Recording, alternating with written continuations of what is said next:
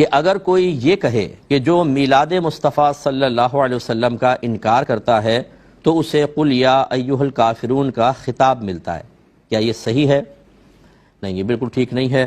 دیکھیں، بہت سی چیزیں جو ہیں وہ مستحبات میں ہوتی ہیں اور ہم خود اس کو جواز پر کلام کرتے ہیں، لیکن اس کا مطلب یہ نہیں ہے کہ اگر فرض کر لیں کہ اس کا انکار کیا جائے تو پھر اس پہ اتنا سخت حکم کہ کافر کہہ دیا جائے، یہ غلط ہوتا ہے۔ یہ اچھی طرح یاد رکھیں کہ بعض اوقات انسان ایک جوش مذہب میں، جوش عقیدت میں کوئی حکم جاری کر رہا ہوتا ہے اور اسے اس کی قباحت کا احساس نہیں ہوتا، سامنے والا تباہ نہیں ہوتا، یہ خود تباہ ہو جاتا ہے، حالانکہ نبی کی محبت میں کر رہا ہوتا ہے، مذہب کی محبت میں کر رہا ہوتا ہے۔ اس کا مطلب یہ ہوا کہ محبت، عقیدت جب تک دائرہ شریعت میں رہے گی آپ کے لیے نافع ہے،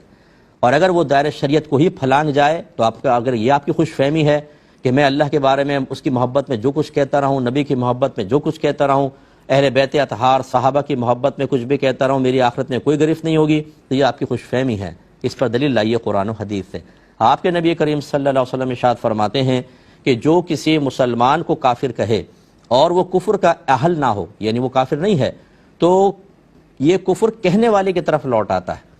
علماء نے فرمایا اگر اس کے ظاہر کو لیں تو اس کا مطلب یہ ہے کہ جو کسی پر کفر کا فتویٰ لگائے اور سامنے والا واقعی کافر نہ ہو، غلط فتویٰ لگایا تو خود کہنے والا کافر ہو جائے گا۔ اس کو تجدید ایمان اور تجدید نکاح کرنا ہوگا۔ جیسے اس مسئلے میں اگر صرف میلاد مصطفیٰ صلی اللہ علیہ وسلم کو بنیاد بنایا جائے، یہ ایک امر مستحب ہے، کرنا چاہیں کریں، وہ بھی قیودات کے ساتھ۔ میں بہت زیادہ اس کے اندر کلام کرتا ہوں کہ غلط طریقے، جو خرافات ہمارے ہاں رائج ہو گئی ہیں، اس کو ختم کرنا چاہیے، لیکن فی نفسہ ہی میرے آقا صلی اللہ علیہ وسلم کا میلاد منانا یہ مستحب ہے، باعث بلندی درجات ہے، انشاءاللہ گناہوں کا کفارہ بھی ہوگا، سرکار کی محبت میں اضافے کا سبب بھی بنتا ہے۔ لیکن اس کا مطلب یہ نہیں ہے کہ اگر کوئی میلاد مصطفیٰ کا انکار کرے یا میلاد مصطفیٰ نہ منائے تو ہم اس کو کافر کہیں، اس بنیاد پہ نہیں کہہ سکتے۔ یہ پاسبل ہے کہ اس کے ساتھ ساتھ وہ کچھ اور غلط کام کر رہا ہو، ان غلط کاموں کی بنیاد پر کوئی کہے تو الگ بات ہے، لیکن خاص میلاد مصطفیٰ صلی اللہ علیہ وسلم کا انکار کرنا کفر نہیں ہے، یاد رکھیں۔ تو یہ ہمارے، میں تمام اپنے بہن بھائیوں سے، کیونکہ ہم اپنے بہن بھائیوں کا ایمان بچانے کے ذمہ دار ہیں جہاں تک ہو سکے،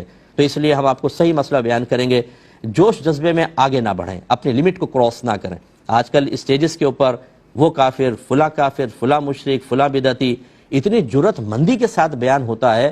میں حیران ہو جاتا ہوں کہ یہ کچھ بھی خوف خدا نہیں ہے دل کے اندر کہ آپ کسی کے بارے میں ایک دم ایسا اسٹریٹ فارورڈ بول دیتے ہیں۔